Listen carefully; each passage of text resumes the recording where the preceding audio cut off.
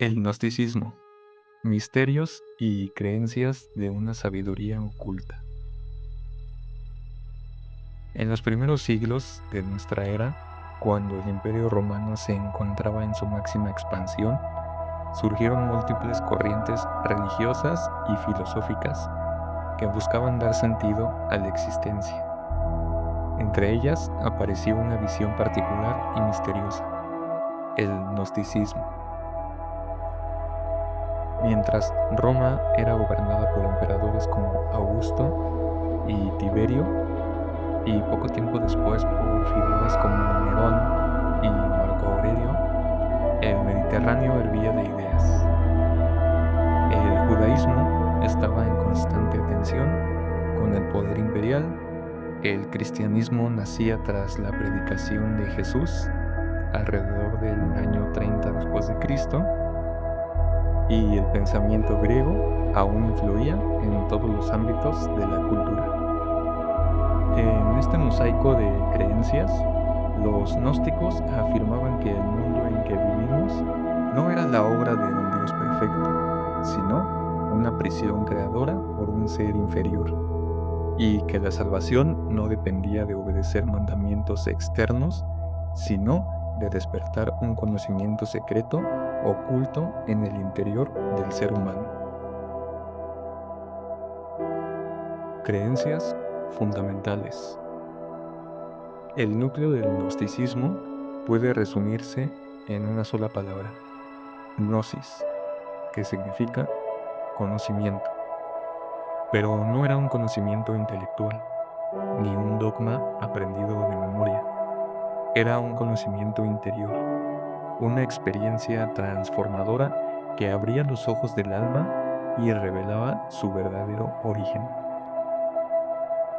Los gnósticos concebían la existencia como una lucha entre dos realidades irreconocibles: la espiritual, incorruptible y pura, frente a la material, corrupta y decadente.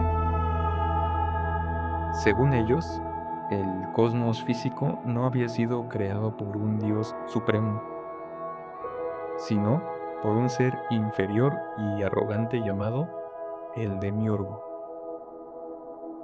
Este Demiurgo, muchas veces identificado con el Dios del Antiguo Testamento, era presentado como un artesano ignorante que, creyéndose todopoderoso, levantó un universo defectuoso. Pero en realidad, no era más que un impostor que mantenía cautivas a las almas humanas en cuerpos de carne.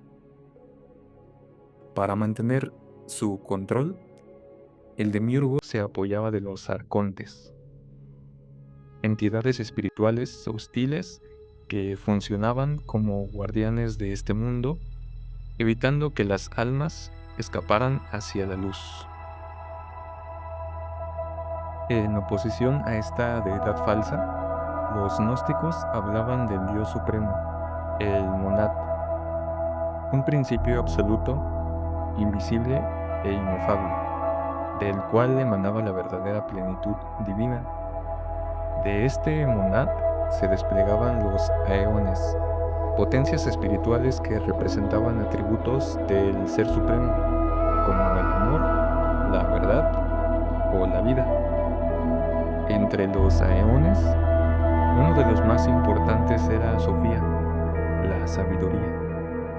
Los gnósticos contaban que Sofía, movida por un deseo excesivo de conocer al monad, actuó fuera del orden divino. En ese acto sufrió una caída espiritual que rompió la armonía del pleroma, la plenitud divina.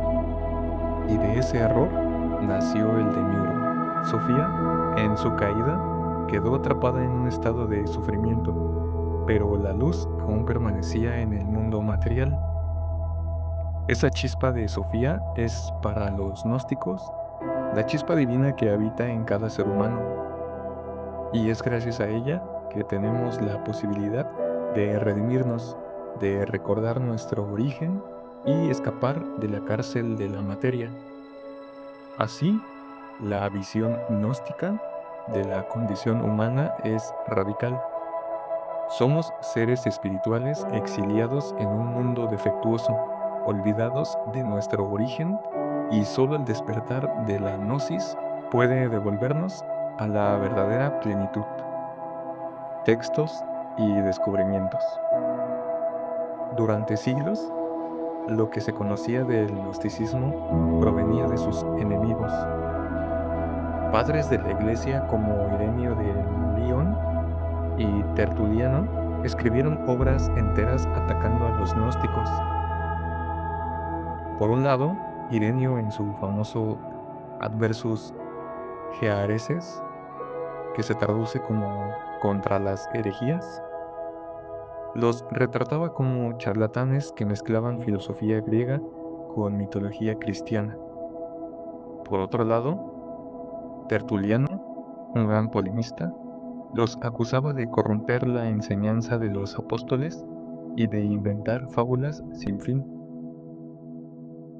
Lo irónico es que durante mucho tiempo, estas escrituras fueron las únicas ventanas hacia el gnosticismo, pues los textos originales fueron perseguidos y destruidos. Todo cambió en 1945, cuando dos campesinos egipcios descubrieron en la localidad de Nag Hammadi un conjunto de 13 códices enterrados en vasijas de barro. Dentro de ellos había más de 50 textos gnósticos escritos en copto. Aquí quiero hacer un paréntesis para aclarar el significado de copto.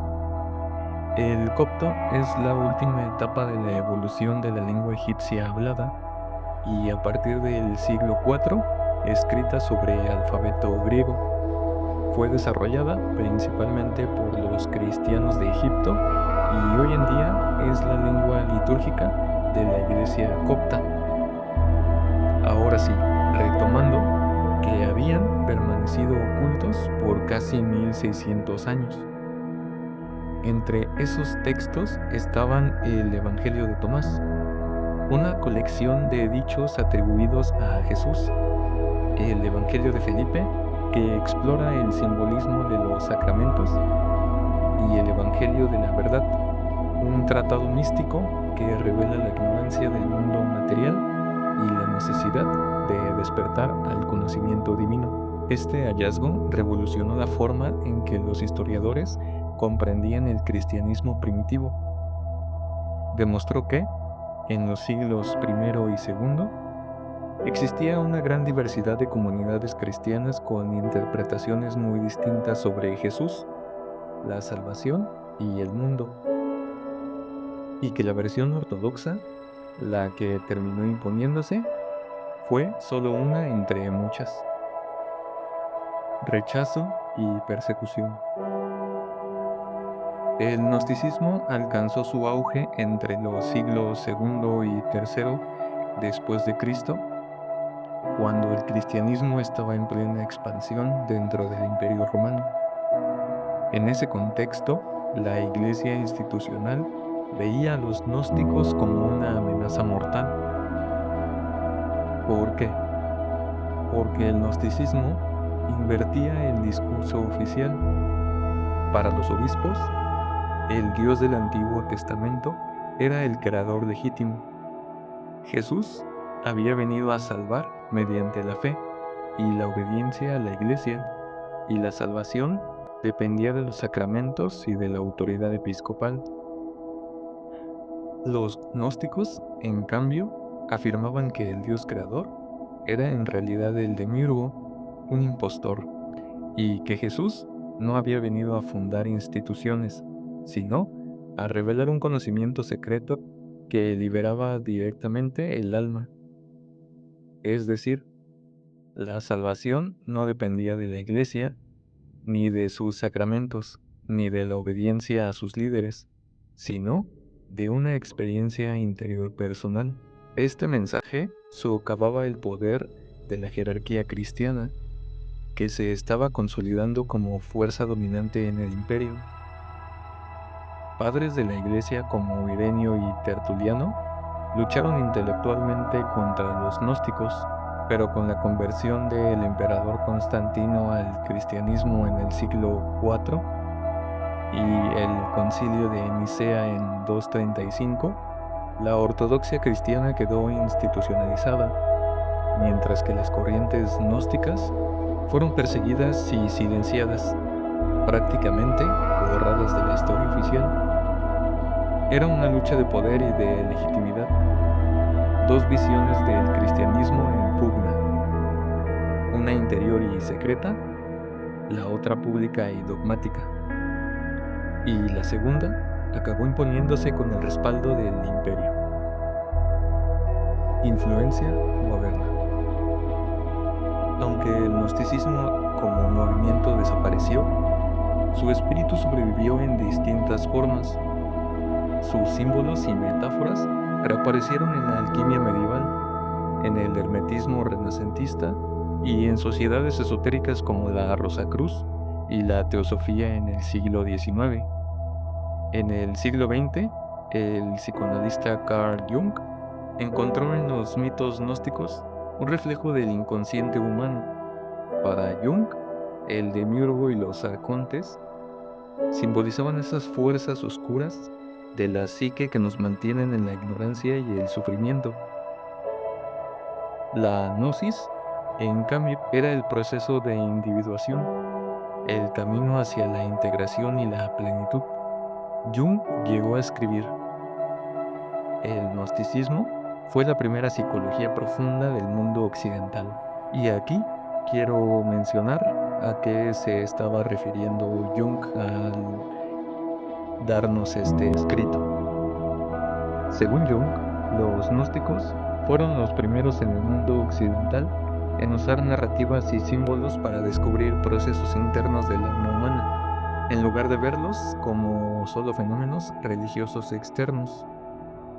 En otras palabras, antes de Freud o él mismo, los gnósticos ya estaban explorando el inconsciente, pero lo hacían con mitos y visiones espirituales. Ahora sí, continuando, por su parte, Nietzsche veía en el gnosticismo una resonancia con su crítica a la moral tradicional. Aunque Nietzsche no fue un gnóstico, simpatizaba con la idea de que el mundo material no era una obra perfecta, sino un campo de lucha, de sufrimiento y de superación. Su famosa frase, "Dios ha muerto", puede entenderse como una demolición del demiurgo de la tradición y como una invitación a descubrir nuevas formas de trascendencia más allá de los viejos dioses. De esta manera, los gnósticos siguen dialogando con el presente, con psicólogos, filósofos, artistas y buscadores espirituales que encuentran en su visión símbolos poderosos para describir la condición humana. Cierre y reflexión. El gnosticismo no es solo un capítulo perdido de la historia religiosa, es un espejo incómodo que nos devuelve preguntas que siguen vigentes, como ¿y si lo que creemos real es apenas una ilusión? ¿Y si dentro de nosotros hubiera una chispa de luz que aún no hemos despertado?